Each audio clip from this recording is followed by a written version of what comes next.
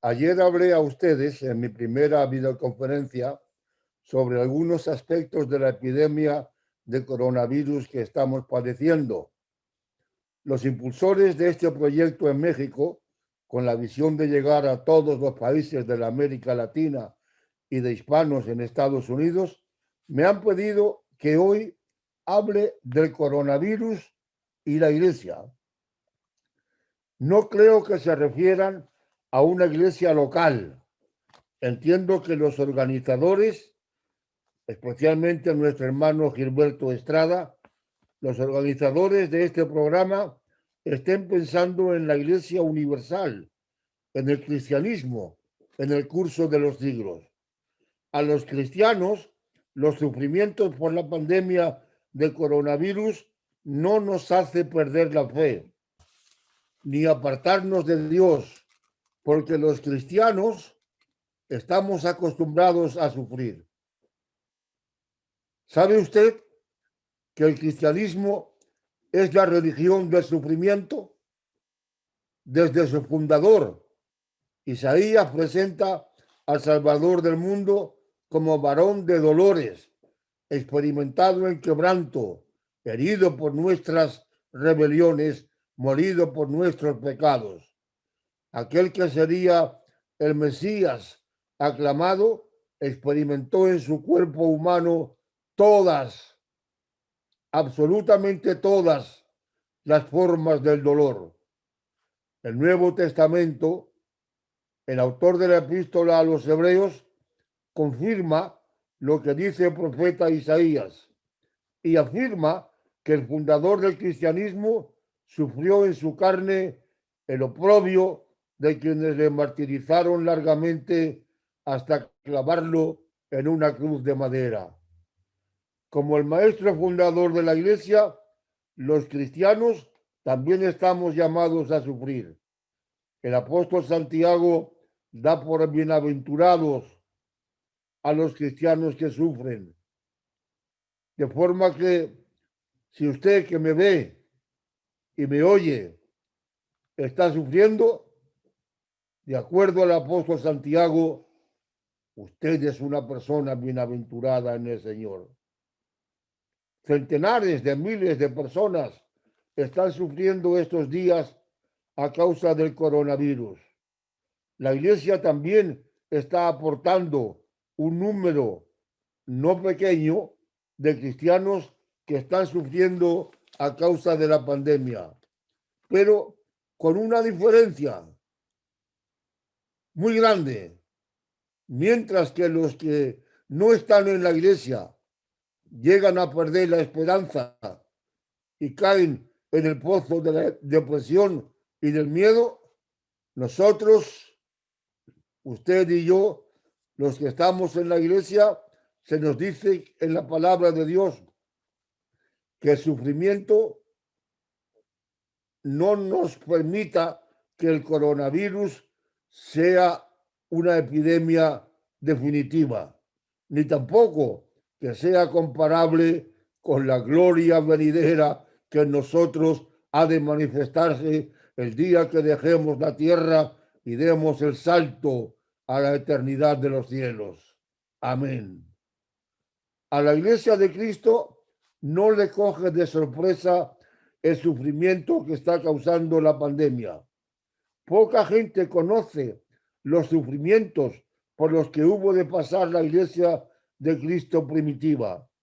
Entre el siglo I, ponga atención a todo lo que sigue ahora, desde el siglo I y hasta principios del IV, cuando el emperador Constantino promulgó el edicto de Milán el año 313, reconociendo el cristianismo como religión oficial. Antes, a lo largo de más de 3 siglos, los cristianos fueron víctimas de 10 sanguinarias persecuciones. La iglesia nunca se rindió ante las armas de Roma, como tampoco se rinde ahora ante la epidemia de coronavirus. La primera y más implacable persecución contra los cristianos fue la que llevó a cabo Nerón entre los años 64 y 68. Este monstruo humano que mandó matar a su propia madre, Agripina, que mató a una de sus esposas, Popea, que indujo el suicidio de Séneca, odiaba. El hombre odiaba a muerte a los cristianos y mandó matar a miles. Incendió Roma y culpó de ello a los cristianos. Se cree que San Pedro y San Pablo fueron víctimas de Nerón en esta primera persecución contra la iglesia.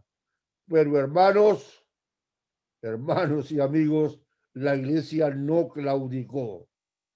La segunda persecución contra los cristianos primitivos fue impulsada por el emperador Domiciano entre los años 81 y 96 del primer siglo. En los últimos años de su reinado, atormentado por el crecimiento de los cristianos, ordenó que se les persiguiera y matara donde fueran hallados. Pero la iglesia continuaba viviente. Trajano era español, de la Itálica. No fue el más sanguinario de sus perseguidores, pero mandó matar a algunos cristianos y ordenó que si los cristianos se negaban a adorar a los dioses paganos, fueran ejecutados. La iglesia se mantuvo en pie. También fue de origen hispano el emperador Marco Aurelio. Dio su visto bueno cuando el populacho adicto a Roma saqueó las comunidades cristianas de Asia Menor fundadas por el apóstol Pablo. Entre el año 161 y 180, Marco Aurelio ordenó la persecución y muerte de cristianos en Lyon, matando a la mayoría de la comunidad que adoraba a Cristo. La iglesia sufrió, pero no desapareció. El siguiente emperador fue Séptimo Severo, quien se dedicó a matar cristianos entre los años 2002 y 2010. La suya fue una persecución muy violenta. Justificó la matanza de cristianos, alegando que habían sido los causantes de la peste y el hambre que por entonces asolaba el imperio romano. En los comienzos del tercer siglo, el escritor cristiano conocido como Clemente de Alejandría escribió estas palabras. Escuche. Durante el reinado del Séptimo Severo, muchos mártires cristianos son quemados a diario, confinados o decapitados ante nuestros ojos. La iglesia de la época perdió muchos de sus miembros, pero no se doblegó ni desapareció. Al emperador Máximo Tracio, quien solo gobernó 3 años, entre el 235 y 238, se le cuenta una persecución selectiva. Mandó matar solo a líderes de la iglesia. Aún así, la iglesia no fue decapitada. La iglesia resistió la embestida. Cayo Medio Quinto Decio, este nombre largo, fue emperador en Roma entre los años 248 y 251. Fue uno de los emperadores que más sangre cristiana hizo derramar. Con el fin de restaurar la religión romana, persiguió encarecidamente a los cristianos. La persecución se extendió a todo el imperio romano. Se ha escrito que bajo el imperio de Decio muchas persecuciones se levantaron contra el nombre de Cristo y hubo tal masacre de los creyentes que no podían ser contados. Uno de los más famosos padres de la iglesia, Orígenes, escritor griego, director de la escuela catequista de Alejandría, murió a consecuencia de los fuertes tormentos a los que fue sometido por orden del emperador Decio.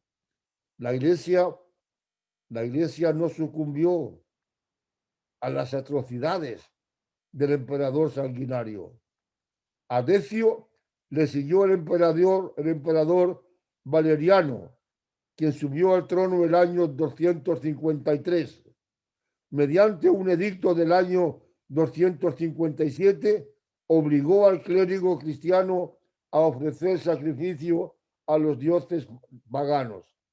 Al año siguiente, el castigo a esos cristianos fue la muerte. Entre los ejecutados por Valeriano se encontraron dos obispos, Cipriano y Sixto II. Por aquel entonces, el obispo de Atenas, Dionisio el Areopagita, convertido por San Pablo, describió la reacción de los cristianos a las persecuciones y matanzas por Valeriano. Esto fue lo que dijo. Ponga atención. Hombres y mujeres. Esto lo dijo este cristiano escritor interesado en el tema. Hombres y mujeres, jóvenes y ancianos, doncellas y matronas, soldados y civiles de toda edad y raza, algunos por la flagelación y el fuego, otros por la espada, han conquistado en la lucha y han ganado la corona prometida por Dios. Y nos quejamos hoy del sufrimiento que nos causa la pandemia del coronavirus. Después de Valeriano, se sentó en el trono de Roma el emperador Diocleciano, tan sanguinario como Nerón. En su reforma del imperio, Diocleciano mandó arrasar varias ciudades cristianas. La persecución de Diocleciano fue tan larga y tan cruel que se conoce como la era de los mártires. Pero la iglesia no desapareció. El último emperador del imperio pagano de Roma fue Juliano, llamado Juliano el Apóstata. Gobernó solo 2 años, del 361 al 363. A pesar de haber sido educado en la religión cristiana, según dicen sus biógrafos, al ser proclamado emperador, pretendió establecer el culto a los dioses paganos. Utilizó muchos métodos para destruir la estructura de la iglesia. No destacó por persecuciones violentas, pero prohibió a los cristianos enseñar en sus escuelas obras clásicas como la Ilíada y la Odisea. En aquellas terribles persecuciones, con miles de cristianos asesinados, con sufrimientos en grado mayor que los que está produciendo la pandemia de coronavirus en nuestros días, la iglesia resultó vencedora. Se dice que el emperador Juliano, herido de muerte, cogió algunas gotas de sangre en la mano y arrojándola hacia arriba, hacia el cielo, dijo: venciste, Galileo. Esto lo cuenta el historiador Teódores en el 3er tomo de su historia eclesiástica. Cuando Cristo habla con el apóstol Pedro sobre la fundación de la iglesia, le dice: las puertas del infierno no prevalecerán contra ella.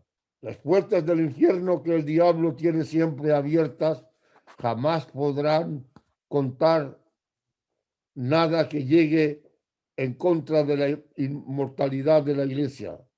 Jesucristo dice que la puerta verdadera es Él, que tiene en sus manos las llaves que abren las puertas del cielo y del infierno.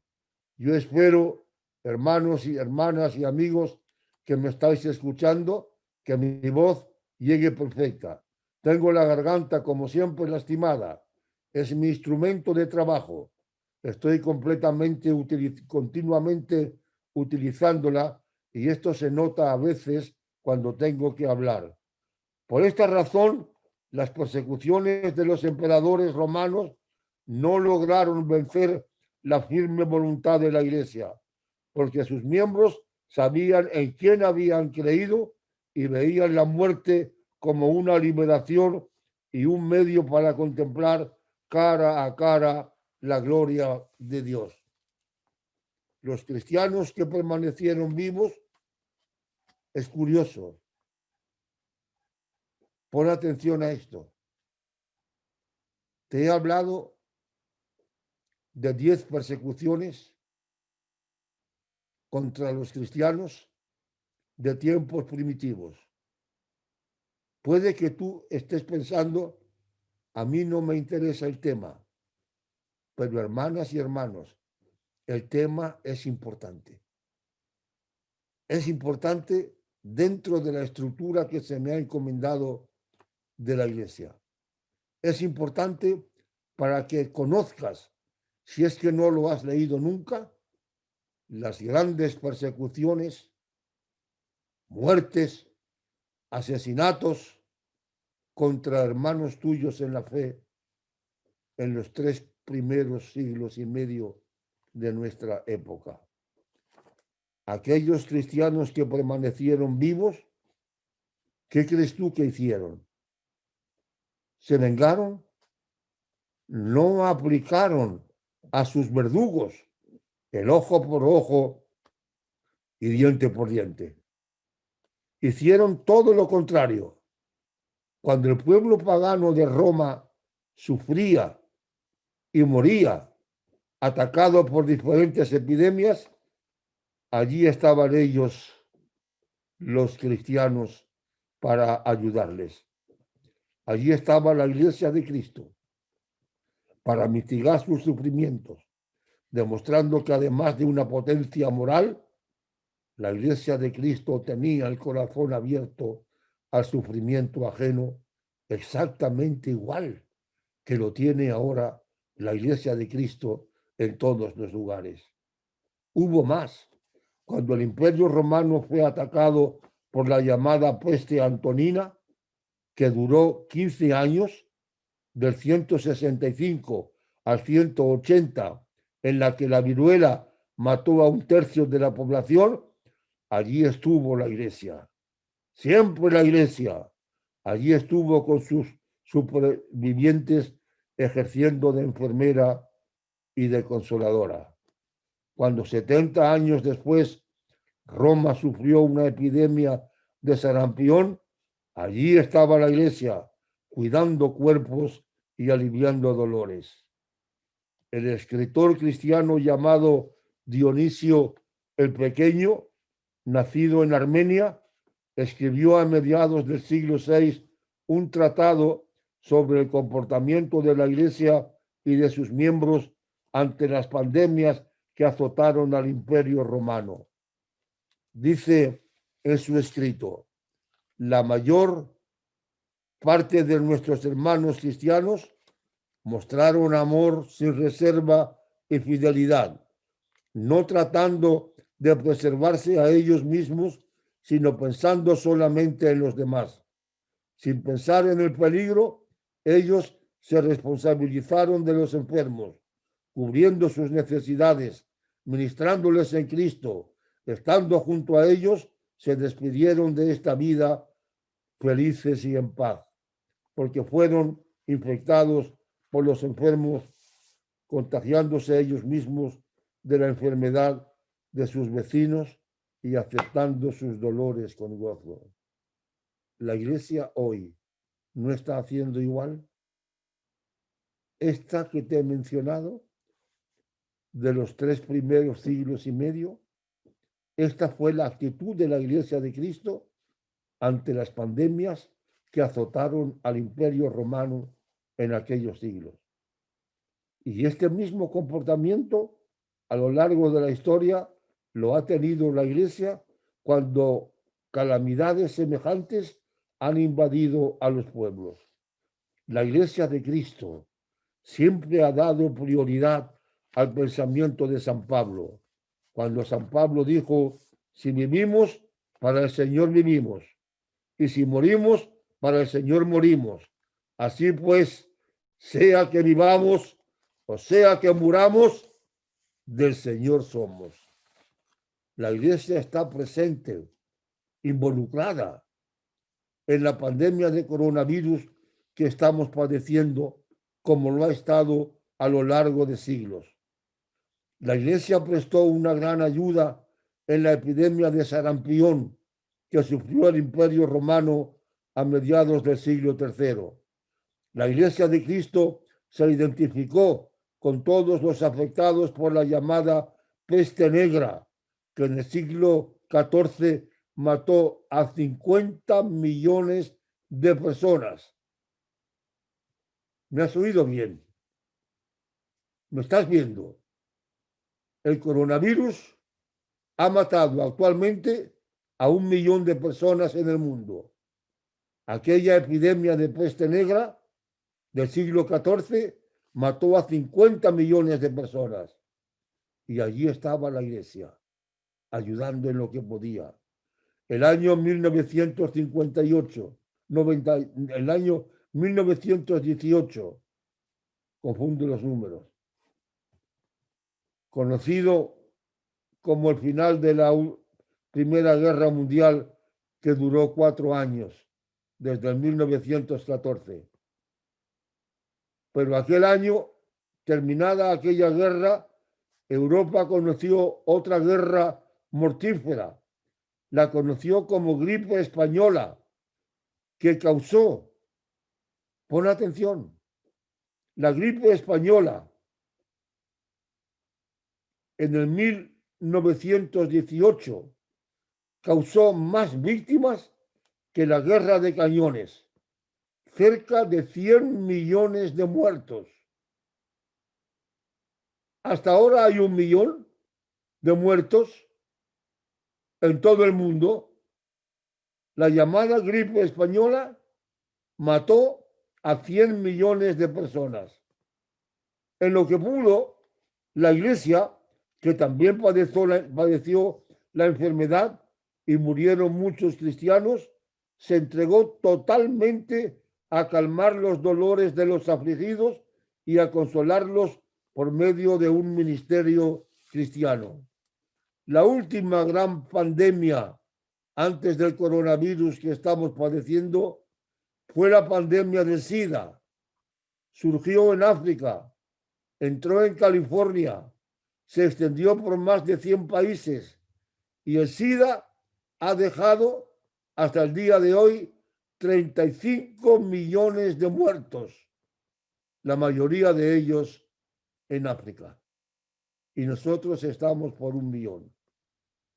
En cuanto el SIDA fue identificado como epidemia mortal, la Iglesia abrió centros de atención a los enfermos en América y en Europa y envió misioneros y médicos a naciones del África Negra. ¿Cómo está actuando la Iglesia de Cristo en nuestros días? ¿Usted me permite algunas referencias personales?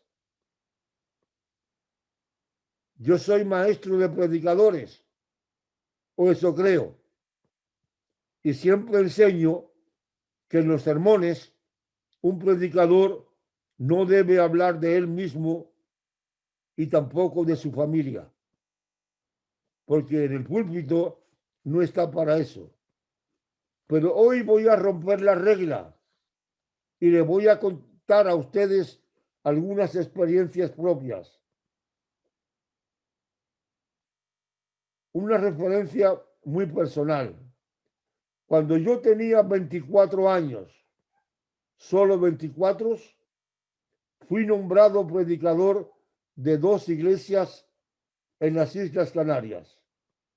Una en Santa Cruz de Tenerife y otra en La Orotava, si es que me escucha alguien que conoce esas islas.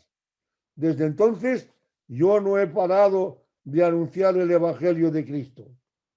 He predicado en campañas de evangelización en 50 ciudades de España, en 15 países de Europa y África, en 30 estados. He predicado en inglés de los 50 que tiene la Unión Norteamericana y he predicado campaña en 19 de los 22 países que tiene la América Latina. A lo largo de años me he mantenido en contacto con líderes de esas iglesias. Últimamente he mantenido conversaciones por teléfono con muchos de ellos y les he preguntado cómo están afrontando sus iglesias en América Latina la pandemia de coronavirus. Ninguno me ha dicho que la iglesia que ministra haya cesado en sus funciones. Algunas han tenido que cerrar los templos, pero como dijo ayer Gilberto Estrada, se cierran algunos templos, pero no se cierra la iglesia. Se ha reducido la asistencia a los cultos, pero no se han cerrado las puertas de los locales donde se reúnen miércoles y domingos. Un predicador de Colombia me dice por teléfono: Juan Antonio, la pandemia de coronavirus también se ha llevado la vida de algunos hermanos, pero en general nuestras iglesias y aquellas de América Latina con las que mantenemos contactos se mantienen firmes en el Señor y se vuelcan en ayudar a los que lo necesitan. Los líderes de la Iglesia de Cristo en Hispanoamérica están respetando las leyes que emanan de los gobiernos. Especialmente están atentos a los chismes.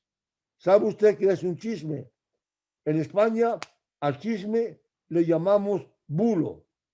Pues están atentas a los chismes y a las mentiras que se publican en periódicos, en radio y en televisión, también en internet, con el fin de angustiar a la población. Escuche la cita que voy a darle. Según la Organización Mundial de la Salud, una entidad muy prestigiosa en el mundo, en los 2 últimos meses han circulado por las redes sociales 460 millones de visitas con informaciones falsas y chismes sobre los efectos del coronavirus. ¿Lo puede usted imaginar? 460 millones de mentiras en 2 años sobre el tema de la pandemia. Tenga cuidado, no haga caso, verifique bien la información que le recibe.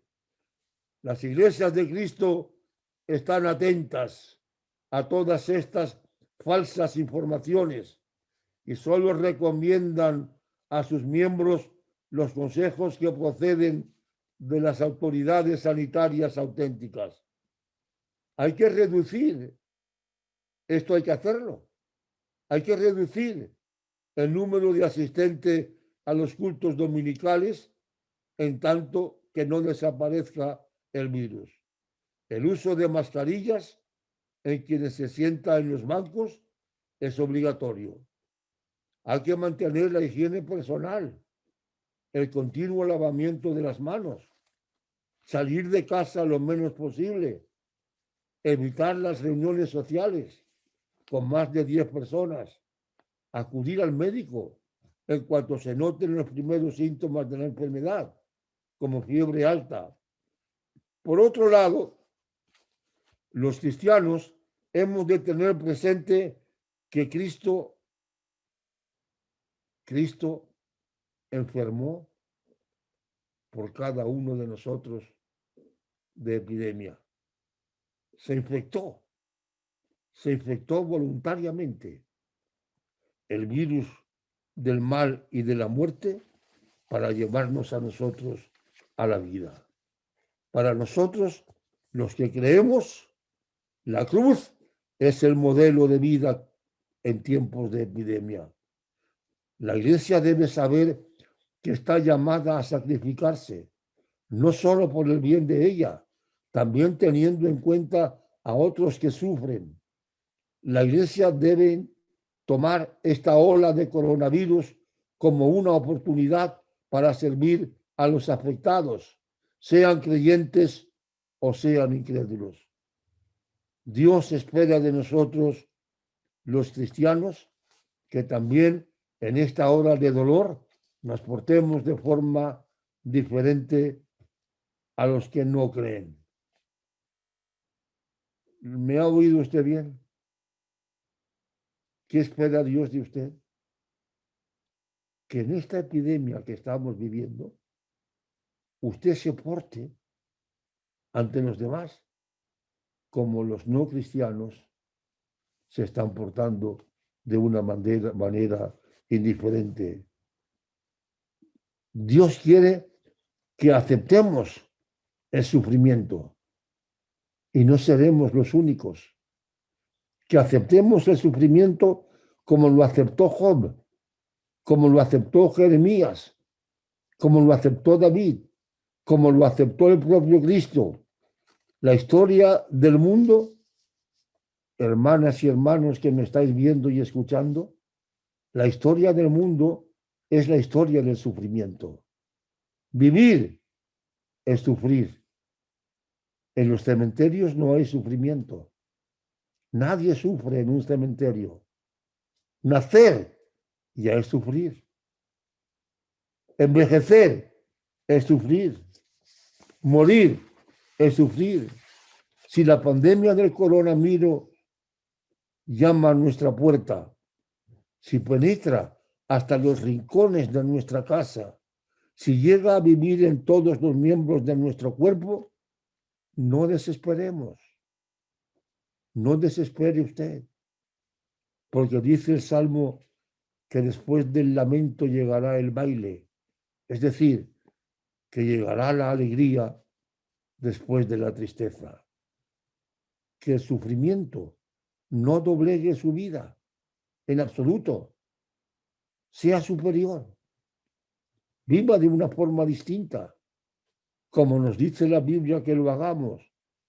Y si el coronavirus se acerca a nosotros para clavarnos su aguijón de muerte, antes de entregarles la vida, pongamos nuestra confianza en aquel que nos dice, porque yo vivo, vosotros también viviréis, porque ni la muerte ni la vida nos podrá separar del amor de Dios que es en Cristo Jesús, Señor nuestro. Porque si vivimos, para el Señor vivimos, y si morimos, para el Señor morimos. Políticos, sociólogos, médicos, científicos de altura que no creen, están confundidos, no saben o no aciertan en lo que decida la gente. Ellos mismos están escapando de las ciudades para evitar la enfermedad. Pero para nosotros, para usted, que me está viendo hablar un poco torpemente a causa de la garganta gastada, para usted, la iglesia es columna y apoyo de la verdad. ¿De qué verdad habla aquí el apóstol Pablo? La verdad de Cristo. Él dice, yo soy la verdad. Y la iglesia apoya esta verdad.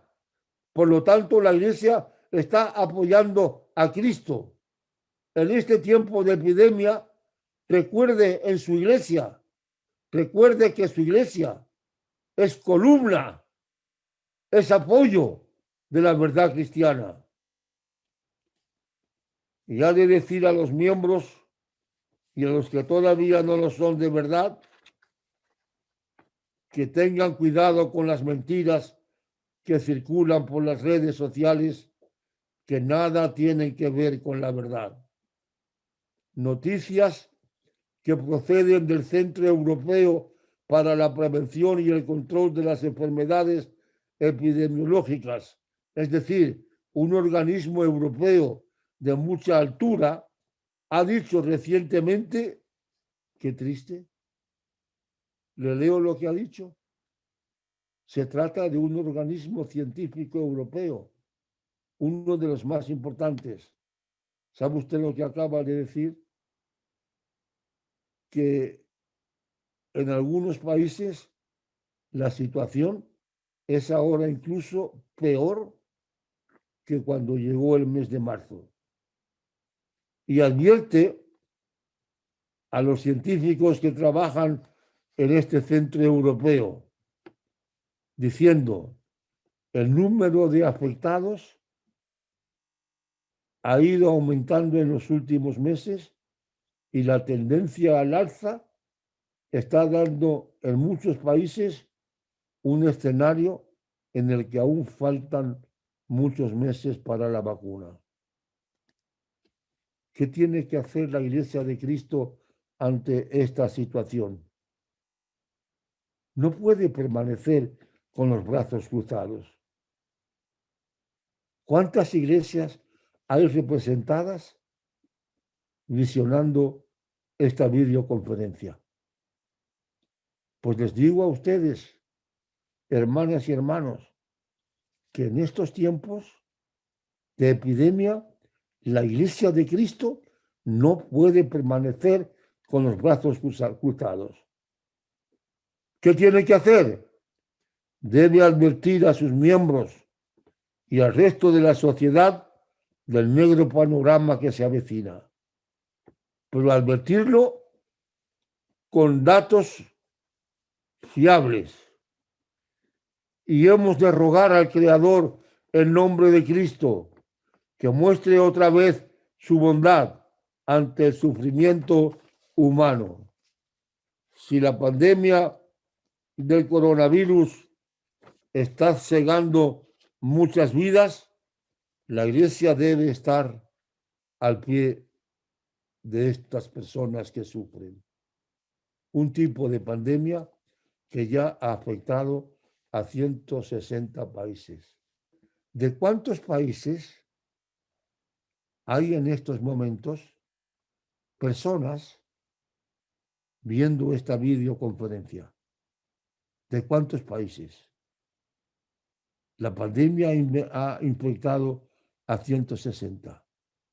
Pues yo les digo a cada uno de ustedes que no se dobleguen, que den ánimo, que no suban a los púlpitos predicando textos del Antiguo Testamento en estos momentos. Historias que ocurrieron hace miles de años. Que se mantengan en el Nuevo Testamento. Que repasen las 4 biografías que tenemos de la Iglesia de Cristo para saber qué nos dice Cristo en este tiempo de sufrimiento. Yo pido a la Iglesia que lea a San Pablo, especialmente a San Pablo, también a San Pedro. Dejen el Apocalipsis. Lean lo que el apóstol Pablo dice a las iglesias a las que escribió cartas. Hagan ustedes lo posible, porque la iglesia de la cual es miembro tenga compasión de los que sufren y busquen medios para acercarse a ellas.